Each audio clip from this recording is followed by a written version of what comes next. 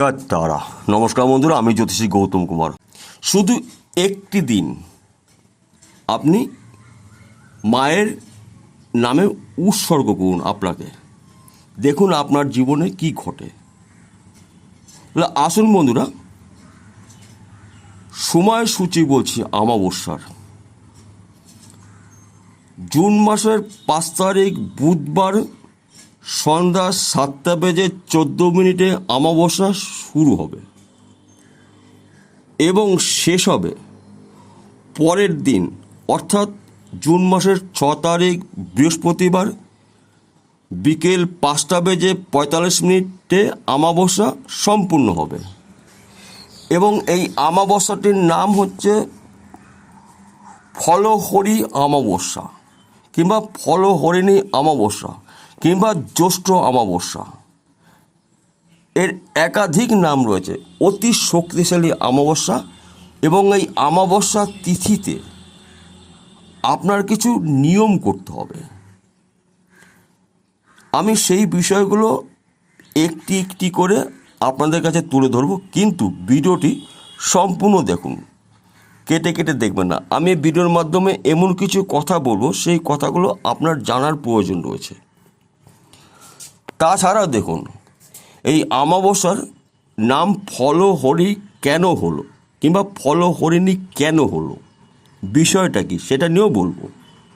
এবং এই অমাবস্যা পালন করলে আপনার জীবনে কি কি ঘটবে সেটাও বলবো। এবং আপনি যদি অমাবস্যা পালন নিয়মনিষ্ঠভাবে না পালেন তাহলেও কি ঘটবে সেটাও বলবো। প্রথমত, এই ফলহরিণী অমাবস্যার গুরুত্বটা আমাদের জানতে হবে। অমাবস্যা চলাকালীন আপনি আমিষ জাতীয় কোনো জিনিস আপনার গৃহে আপনি নিয়ে আসবেন না। অর্থাৎ বুধবার থেকে শুক্রবার পর্যন্ত আপনার গৃহে আমিষ জাতীয় কোনো জিনিস আনবেন না। পেঁয়াজ, রসুন, মাছ, মাংস আনবেন না। তা আপনি পুজো করুন বা না করুন সেটা আপনার মনের ব্যাপার, কিন্তু এইগুলো আপনার গৃহে রান্না করা যাবে না। ফলহরিণী অমাবস্যা পালন করলে আমাদের কি কি ধরনের শুভত্ব আমরা পেতে পারি, প্রথম আগে আমরা জেনে নিই। বিশেষ করে যাদের এই মুহূর্তে অর্থ কষ্ট চলছে কিংবা কর্মে বাধা, আপনি ব্যবসা করছেন, ব্যবসার মধ্যে সফলতা আপনি অর্জন করতে পারছেন না, হাজার চেষ্টা করছেন, আপনার ব্যবসা দিয়ে আপনি উন্নতি করতে পারছেন না, কিংবা আপনি চাকরি ইন্টারভিউ দিয়েছেন, একটি সমস্যা, চাকরিতে জয়েন করতে পারছেন না। তাছাড়া বিশেষ করে আপনাদের স্বামী স্ত্রীর মধ্যে ছোটোখাটো বিষয় নিয়েও কিন্তু বড় ধরনের কিছু অশান্তি দেখতে পাওয়া যায়। তাছাড়া যাদের গৃহে শুভ কাজগুলো আটকে রয়েছে, অর্থাৎ আপনার পরিবারের কোনো ব্যক্তির বিয়ে ঠিক করার পরও হয়তো বিয়ে বারংবার ভেঙে যাচ্ছে, এই বিষয় থেকে মুক্তি পাবেন। কিংবা যাদের দীর্ঘদিন ধরে সন্তান গৃহে আসছে না, মন্দিরে মাথা ঠুকেছেন, মসজিদে মাথা ঠুকেছেন, গির্জায় মাথা ঠুকেছেন, আপনি এই সমস্ত থেকে মুক্তি পাবেন। এইবার বলি আপনাকে কি কি কাজ করতে হবে এবং কোন কোন কাজ একেবারেই আপনার করা উচিত নয়।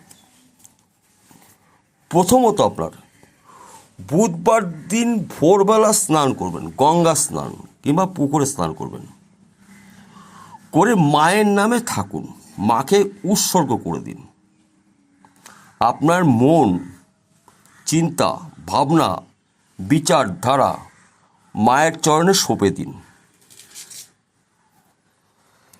অমাবস্যা যখন শুরু হবে তখন মায়ের কাছে আপনি প্রার্থনা করুন। আরেকটি কথা বলছি বন্ধুরা, শুনুন। সবাই যে মন্ত্র জানে, শক্তি মন্ত্র, এমনটি কিন্তু কখনোই হয় না। শুধু মন্ত্র মনের মধ্যে দিয়ে যোগ সৃষ্টি করুন। আমি কি বলতে চাইলাম বুঝতে পারেন তো? মাকে বলুন, আমার মন তোর, যা করবি তুই। শুধুমাত্র মা মা বলে ডাকুন। এত শক্তি মা ডাকের, মা আপনার সাড়া দেবে ওই ডাকে। যদি তাই না হতো, তারাপীঠে সাধক বামাখ্যাপা এই মা মা ডাকে মন্ত্রর দ্বারাই কিন্তু মাকে প্রাপ্তি করেছিল। তাছাড়া আদার্স কোনো মন্ত্র জপ করেনি। এখনও তো শিষ্যরা করছে। তাছাড়াও ঠাকুর পরমহংসদেব রামকৃষ্ণ মাকে কিন্তু খালি মা মা করেই ডেকেছিল 24 ঘন্টা। অর্থাৎ এটাও কিন্তু মন্ত্র। আপনার মন মার চরণে সঁপে দিলেন মন্ত্র। মা আমার মন্ত্র, এই হচ্ছে মন্ত্র। আপনি এবার কি করবেন? বুধবার দিন বিকেলবেলা নিখুঁত 8টি ফল নেবেন, 8 রকমের নিখুঁত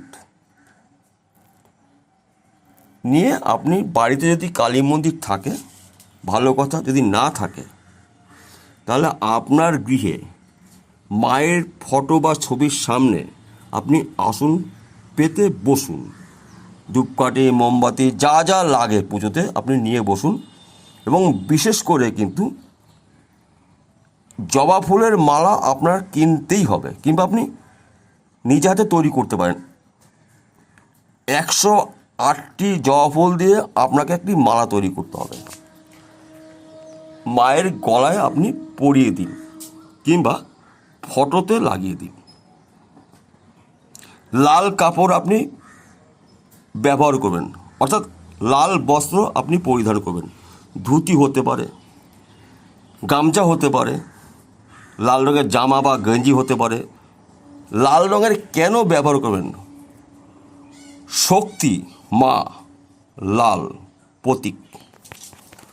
তাই বন্ধু, শুধুমাত্র আপনার এই মা ডাকের গুণে মা আপনার মনের বাসনা কামনা পূর্ণ করবে।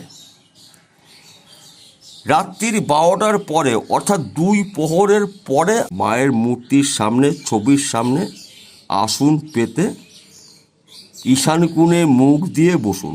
ঈশান কোণ কোনটি? উত্তর পূর্ব কোণ হচ্ছে ঈশান কোণ, মায়ের স্থান। ওই কোণে আপনার ঘরের মধ্যে মুখ দিয়ে বসুন। সামনে মায়ের মূর্তি বা মায়ের ছবি বা মায়ের ফটো নিয়ে আপনার মন থেকে মাকে ডাকুন। বিশ্বাস, ভক্তি, নিয়ম, নিষ্ঠার উপরে আর কিছু নেই।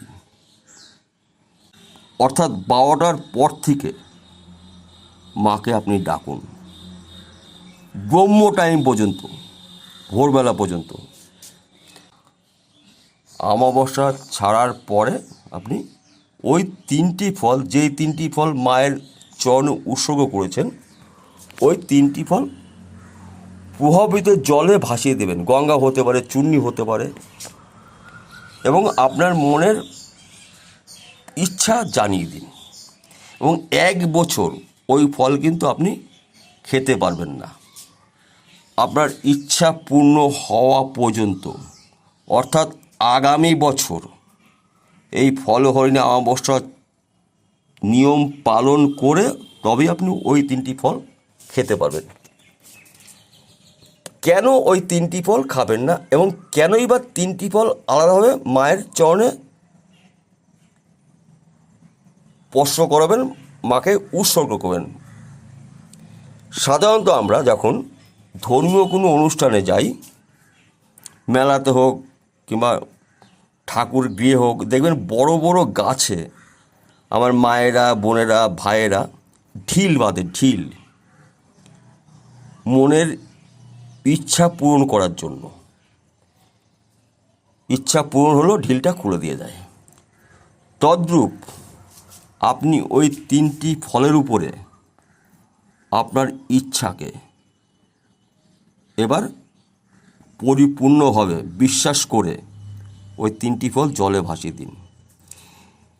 যখন আপনার মনের ইচ্ছা পূর্ণ হবে, অর্থাৎ আগামী এই অমাবস্যা আসাকালীন আপনার এই ইচ্ছাগুলো কিন্তু পূর্ণ হবে। 7 দিন হতে পারে, 24 ঘন্টা হতে পারে, 2 মাসে হতে পারে। তবেই কিন্তু আবার মায়ের চরণে অর্ঘ্য দিয়ে ওই ফল পরে খেতে পারবেন। এবং কোন কোন বিষয়ে আপনার সাবধান হতে হবে। অমাবস্যা চলাকালীন গৃহে কখনো অশান্তি, ঝামেলা, ঝগড়াঝাঁটি করা যাবে না। গৃহে আমিষ জাতীয় কোনো জিনিস আনা যাবে না, খাওয়া তো দূরের কথা। তাছাড়া তর্ক বিতর্কের মধ্যে অংশগ্রহণ করবেন না। শুধু আপনার সময় একটি, মা নামে আপনি বিলীন হয়ে যান। তাছাড়াও আপনার জীবনে যত রকমের সমস্যা আসুক না কেন, একমাত্র মা রক্ষা করবে। এই মা ডাকের মতন শক্তিশালী মন্ত্র কিন্তু সৃষ্টি হয়নি আজ পর্যন্ত। তার থেকে বড় জিনিস আপনার বিশ্বাস, আপনার ভক্তি, আপনার নিষ্ঠা। তাহলে বন্ধুরা বোঝা গেল। নমস্কার, আবার দেখা হবে।